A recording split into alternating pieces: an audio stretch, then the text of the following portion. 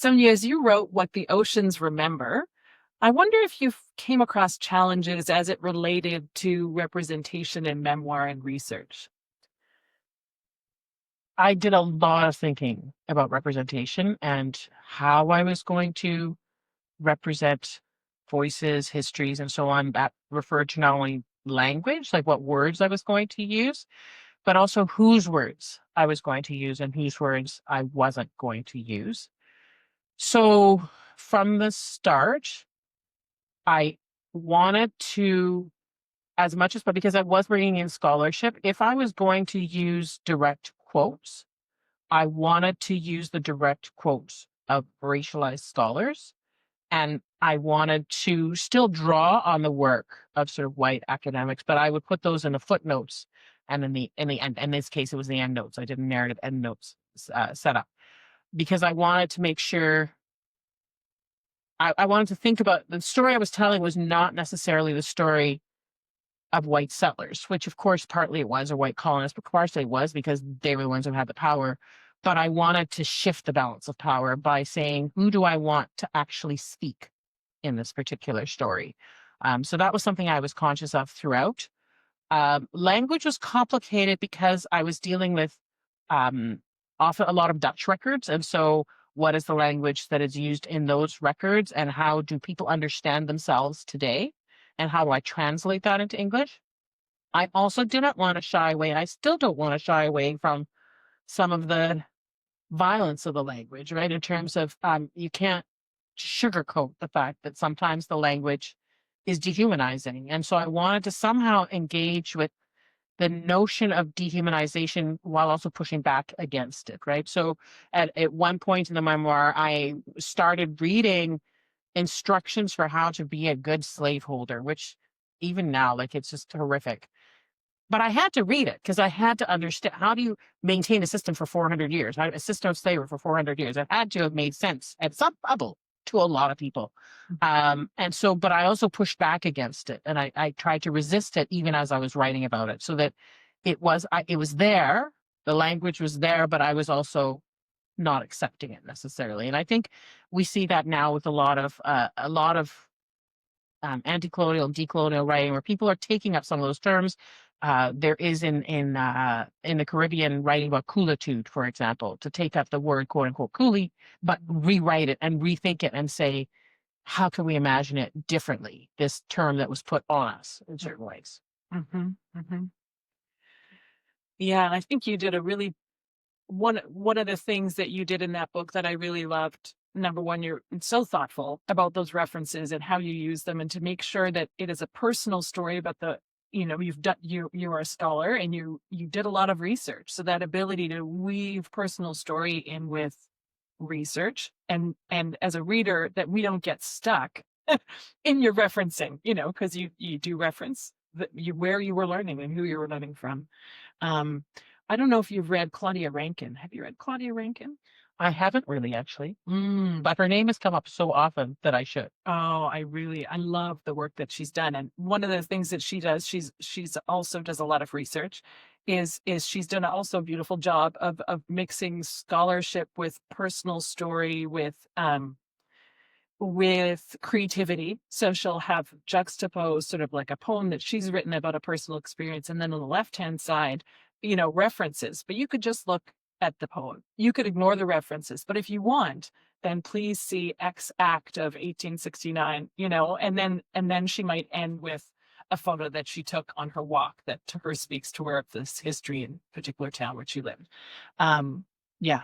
So I think you're on the same page with Claudia Rankine in terms of, weaving those different ways of writing. Yeah. Um, I'm also curious. So we're talking a lot about storytelling today, and I wonder if you have thoughts on what you think justice looks like in personal storytelling. Is there a place for justice, or where is there opportunity for justice in personal storytelling? There's loads of opportunity for justice and personal storytelling. I uh, I want to reference sort of there's a book uh, by Mona Eltahawy called "The Seven Necessary Sins for Women and Girls," and she goes through each chapter of seven necessary of this, of what she calls seven necessary sins. In that book, she only references in her epigraphs and in her quotes, she only references queer, BIPOC, non-Western feminists and activists. Those are the only voices that she references. And it is a remarkable read from that perspective because she's writing for a North American audience, right?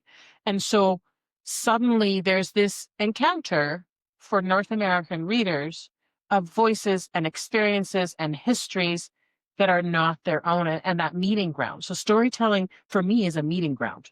It's a place where readers and writers encounter one another, right? And I think that to me is the basis for change, really, is to have that meeting ground where people meet. I don't know if I could say any more than that, because I think that's where it's at for me.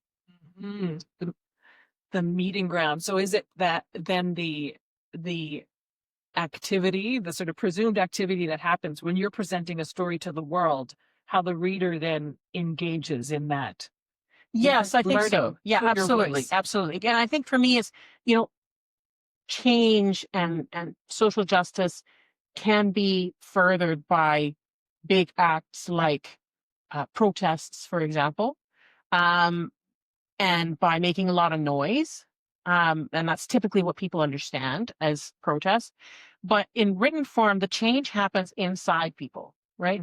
It happens as people read and engage with ideas that perhaps they've never thought about before. And then they talk to, say, a friend about those ideas that they've never talked about before. So if I go back to my teaching, for one of my classes years ago, the first time I started using collaborative blogging in class, I actually had the blogs public. And so the students would write, instead of just submitting an assignment to me, they would read, think about it, write a blog post. They could all read each other's blog posts, each other's thinking they were encountering.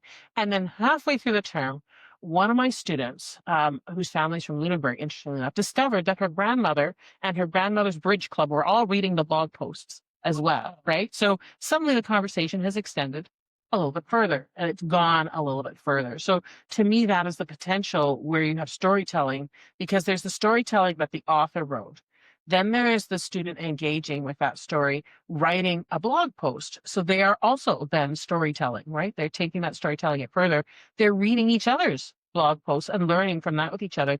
And then that blog post, it was public, goes over to the grandmother. And in their bridge club, they're also telling stories, right? So to me, that is the power of storytelling, is that it can build community. Beautiful. It makes me think that, and I'm gonna miss the reference. You're so great at remembering all your references, but there's a woman who wrote a book some time ago that I know that librarians have referenced, and it's actually going back to the idea of representation, thinking about how books can be windows into someone else's world, mirrors of your own experience, and sliding doors where you get to enter into that other person's world, and how books should be all three of those. And if you don't have good representation in particular, you won't have opportunity to have that mirror. And so it's very important that you also have that mirror and see yourself. So I thought that was sort of beautiful if you think about libraries being able to offer all three of those experiences. Absolutely. Absolutely. And it makes me think, even at the most base level, right? There was the representation through the long conversation about representation of women in engineering, right? And then going into an engineering building that will remain nameless, and discovering that all the photos on the walls are of men.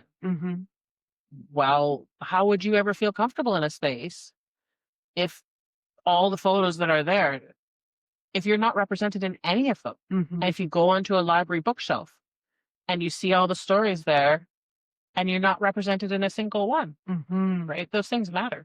They really, really do. Yeah. Thank you.